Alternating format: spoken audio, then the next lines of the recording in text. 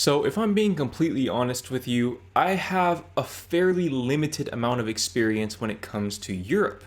I lived in the Netherlands for 14 months, I visited Spain for 2 weeks, I visited Switzerland for around 22 hours, I visited London for maybe a little bit longer than that, and I visited Belgium for a total of maybe 5 hours, 6 hours at the absolute most.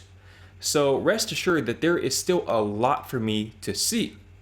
And out of the places that I've still yet to see, Sweden has to be right there near the top of my list. In fact, all the Scandinavian countries are right there near the top of my list. And for as much as I would love to just book a flight and go on a tour of the Scandinavian countries, that is simply not in the budget at this point in time. However, what I can do is the next best thing, which is live vicariously through other Americans who have gone to these places and who are currently in these places. Bearing that in mind, in this video, I will be reacting to videos of Americans experiencing culture shock in Sweden. So without further ado, let's go ahead and get into this first video.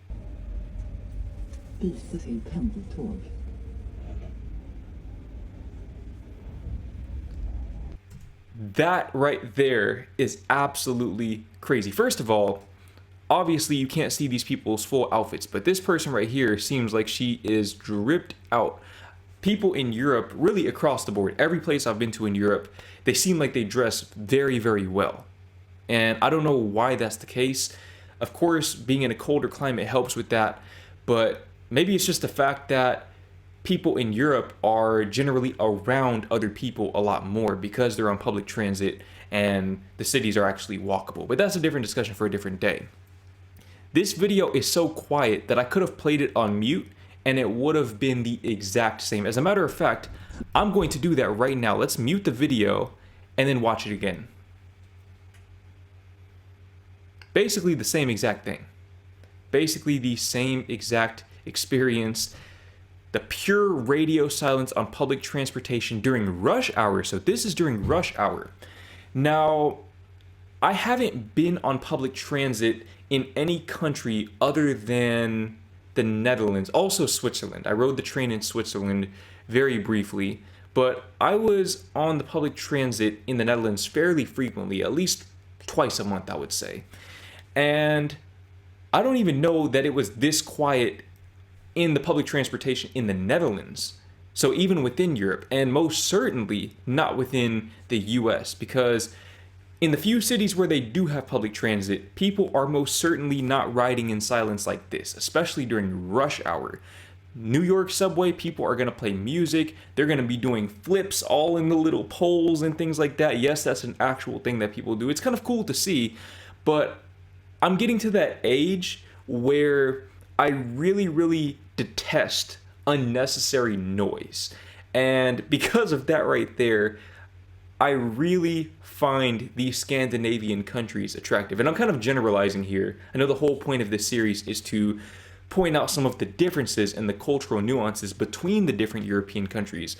But from what I understand, in all of the Scandinavian countries, people tend to be a lot more introverted into themselves. And I think that right there is the primary contributing factor to this pure radio silence on public transportation during rush hour.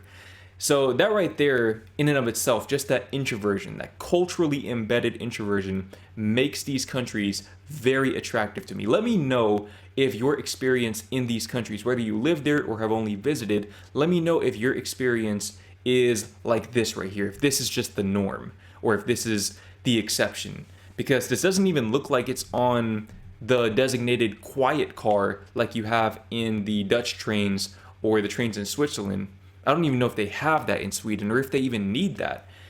But you will never, ever be on a train that is this quiet in the US. You'll just never find it. On to the next post. So today I want to talk about something very important. Trash. Specifically Swedish trash. I'm just kidding. I want to talk about actual Swedish trash. It's damn near immaculate over there. It's broken down much more specifically by material than it is in the States. It's Wait. It's broken down much more. Wait. Actual Swedish trash. It's damn near. Is this what the trash cans actually look like in Sweden? Please if you are from Sweden or if you've been to Sweden, let me know if this is what the trash cans look like, because I know it's kind of a strange thing to fawn over, but I love futuristic looking stuff in general. And if this right here is indicative of the aesthetic of Sweden, then it's definitely a place that I need to put right near the top of my list. Damn near immaculate over there. It's broken out much more specifically by material than it is in the States. It's rare to see a big dumpster over there in Sweden, which was an adjustment when I got my first apartment there. So I'm used to just scouting out dumpsters and looking for furniture outside of them. That's not the case in Sweden. It's too damn civilized. The trash is kept under a literal lock and key with some apartments. And if you want to get rid of bigger items, you have to go to their version of a landfill over there. Only here's the thing. You can't just go there anytime you want. You go to this place and you stick in your driver's license to open the gate. Most places in Sweden, you're given a limit of how many times you can go to this place every. So what happens if you don't have a driver's license? Because I'm sure that with the accessibility of public transit and the walkability of these cities and bikeability, there are a significant amount of people who don't have their driver's licenses. Maybe I'm wrong about that. Let me know in the comments. But what would happen if you don't have a driver's license? Would you just use your ID, I'm assuming? But that's definitely something that shocked me about Spain in particular the first time I went to Europe. I know this video is supposed to be about Sweden, but when I first visited Valencia, Spain, seeing that they had 5 or 6 different designated trash cans, whereas in the US, it's literally just trash and recyclables. And honestly, I feel like people in the US didn't start actually recycling until around 2012 or so. I think that's when my neighborhood received the designated recycling bins. Before that, it was just all trash, I'm pretty sure. I never recycled until, again, around 2012 when we got those recycling bins. So definitely very, very different in terms of the environmental awareness. Every year. For instance, my friend in Gothenburg can only do it 12 times a year. One of the just biggest flexes that Sweden has is that they actually import trash from other countries because they don't have enough trash to use for energy. Wait, they import trash? And how do they convert trash into energy? I know if you're Swedish, it might be a very dumb question to ask. I don't know. But I didn't know that was even a thing. I did not know that you could convert trash into energy. But they import trash. Is Sweden the only country that does that? That's insane. That is absolutely insane. I wonder what countries... Oh, from Norway and the UK. I wonder if it'd be feasible for them to import trash from countries like India, for example, because I know in India they produce a lot of trash. So maybe they could kind of broker some kind of deal. I don't even know what I'm really talking about with this because I don't know any of the logistics behind this. But that right there is pretty insane. They burn their trash in a green way, apparently, which then provides energy for the cities. That's just a beautiful slap in the face to the US. So he pretty much explained it there. They burn it in a green way. What does that mean, though? When they say a green way, please elaborate on that. If you're Swedish, if you know how this process works, elaborate in the comments because that's really fascinating to me. I love stuff like that. I love when people can just take something negative and turn it into something that's constructive. On to the next video. Today I want to talk about a subject matter that's not very light. In fact, it's the exact opposite. Darkness. Specifically the darkness of a Swedish winter. So I first arrived in Sweden at the very end of December. And all my friends warned me that this would not be the best time to come because of how early it gets dark there. There's times in their winter months where it's only light outside from like 9 a.m. to 3 p.m. I was like, I can... 9 a.m. to 3 p.m.? I knew that the days would be a lot shorter in the winter because it's higher up. It's closer to the poles than the equator, right? Or am I wrong about that? Another edition of Americans not knowing geography, but I digress. In the summers, on the other hand, the flip side of this is I'm pretty sure the sun goes down at 10 o'clock, right? If I'm not mistaken. Because I know in the Netherlands, the sun didn't really go down until around 9:45 p.m. in the summer. And Sweden is pretty far north of the Netherlands. So I can only imagine how amazing the summers are in the Scandinavian countries. Definitely on my bucket list now. I can handle it. You know, I grew up in the Midwest. The sun can set at like 5 p.m. sometimes here. I was so not prepared though. After about 15 hours total of travel, I arrived in Sweden. And what should have been my early morning was now 1 in the afternoon there. I stayed awake until like 4 p.m. and then I crashed for 2 hours. And I was pretty okay for the next couple of days. I was like, wait a second, did I just beat jet lag? So wrong. Oh, so naive. Over the next couple of weeks, I found myself not being able to go to sleep until like 5 or 6 in the morning, sometimes 7 or 8. And then I would sleep till like 1 or 2 in the afternoon. I would wake up and then an hour later the sun would set. It messed with my head just a bit. I've never craved the sun as much as I have then. Because even when I would wake up and it would still be daylight, it would be cloudy. About a week. So he just said that it is usually cloudy even during the daytime. How sunny or cloudy are Swedish winters? Because in the Netherlands, something that I very vividly remember is that we rarely saw the sun in the winter. I think literal weeks would go by where you might see the sun for 5 to 10 minutes out of a day, if that.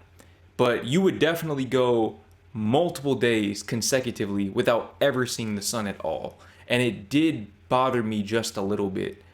But I don't know if maybe Swedish winters are less cloudy or more cloudy.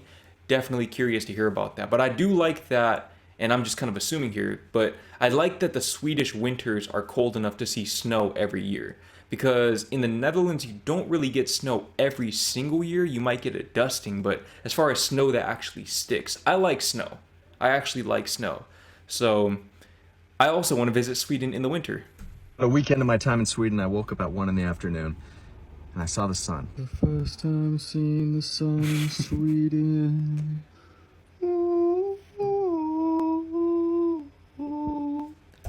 Side note, I feel like in the winter, when the sky looks like this, that's actually when it feels the coldest. I don't know if that's just a personal thing or if it's just mental or what, but I feel like it's very deceptive when you see that blue sky and you step outside and you realize appearances are deceptive. And it's already setting, what the fuck? I was surprised to find that a lot of the locals of Sweden also are not used to this darkness period. And no matter how many years they go through it still sucks just as much for them. But thankfully I started getting actual sleep and the daylight started staying around a little bit longer. And I was just grateful I was living in pretty southern Sweden, because I can't imagine living in northern Sweden with the amount of daylight they get up there. If you live in very northern Sweden, let me know how much daylight you actually do get up there in the depths of the winter. Yeah, that's pretty interesting because if I'm not mistaken, I know Sweden and Norway off the top of my head are very tall and narrow countries. So I'm sure there's a pretty great degree of variance between northern and southern Sweden and Norway. So I can only imagine what it's like in northern Sweden. You probably get damn near 24 hours of darkness in the winter, but then you get probably close to 24 hours of sunlight in the summer. And I really want to experience that. I want to see the sun rising at 3 or 4 in the morning. That's high on my bucket list. And I'm sure you can see the northern lights, right? That's on my bucket list as well. On to the next video. POV, you work in Sweden in July.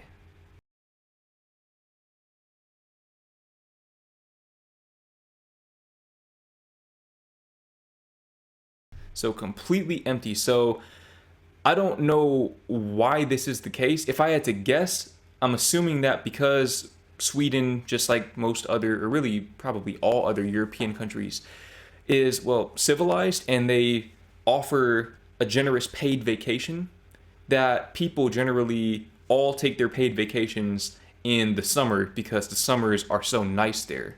And again, I'm working with assumptions here, but when the days are so long, it seems like that would be the best time to take a vacation. But I don't know. I feel like maybe with those long nights, I might want to get away during the winter, actually, and go somewhere like Spain, which will have longer and warmer days during the winter. If you're Swedish, let me know how you cope with those winters, because that's something that even with the summers being great enough for everyone to take a vacation in July, I don't know how you really cope with that.